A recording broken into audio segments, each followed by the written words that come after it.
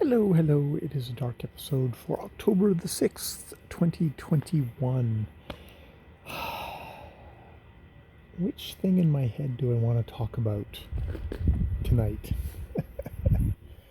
I could talk about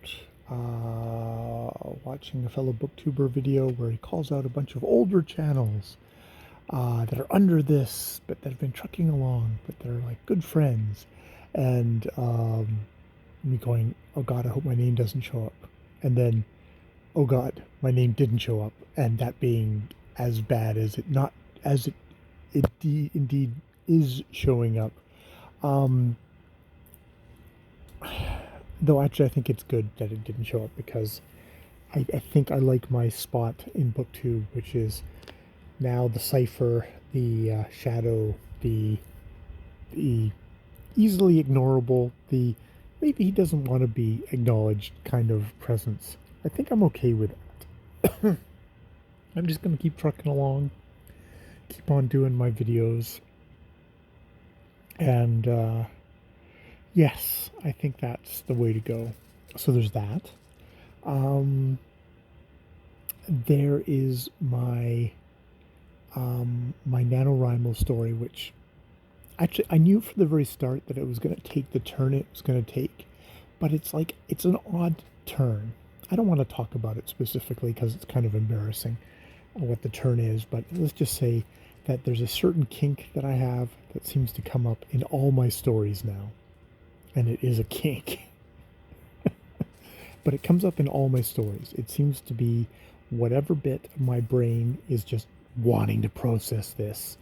Um, and, this is what happens when you just write strictly for yourself is you worry and you you you focus and you keep on doing the same thing over and over again. Whereas if I was writing a story that was for other people, for an audience, for a thing, I would let it go, but I cannot let it go, and I am continuing to do it, and it obviously is something that I'm working out, and it gives me some sort of some kind of outlet, let us put it that way, of who I am in this life and who I could be in a fictional life, or who fictional characters that I inhabit could be in this fictional fantasy world. I will just leave it there. So yeah, there's that thing. Um, um, I actually did fairly well at work today because I'm dealing with a resident who is got a lot of anger. Psychiatric kind of stuff is going on, and it's raging underneath the skin. And getting her help happens, but it happens slowly and it happens piecemeal. Things never go quickly. Um, and I've talked about just dealing with angry people really stresses me out.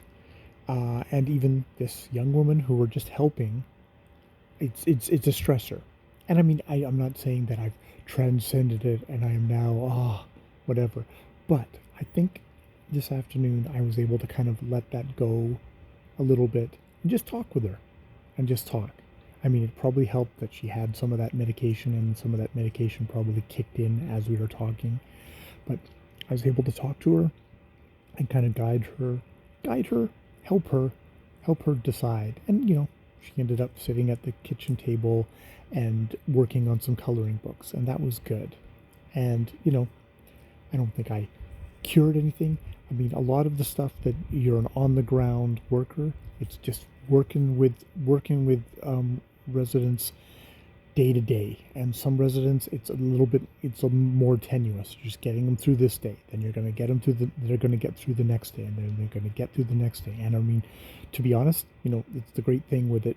There's multiple people working with her. It's like, okay, I'm getting her to the end of this shift, and then someone's going to get her to the end of the next shift. Which sounds kind of, oh my God, we're holding on by the fingernails. It's not quite that.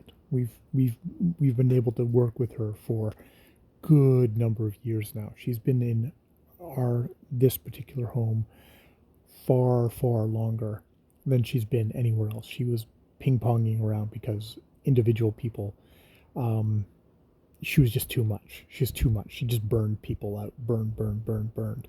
And so this is definitely a lot better place for her. Though she spends a lot of the time when she's raging, saying, "I want to move. I want to move. I want to move." Um, and yeah, but yeah. So I got her through a shift. That's my job. Get them through a shift. Sometimes that's the job. Sometimes that's the job. Sometimes it could be a little bit more than that, but that's a job. So, yeah, I've got my own selfish inward stuff. I've got my own limitations of who I am as a human being. And then I've got, hey, actually, professionally, just helping someone get through 8 hours of their day. That's all good. That is all good. So I guess that is a full day. The wide spectrum of who I am. Fucked up, neurotic, kinky, and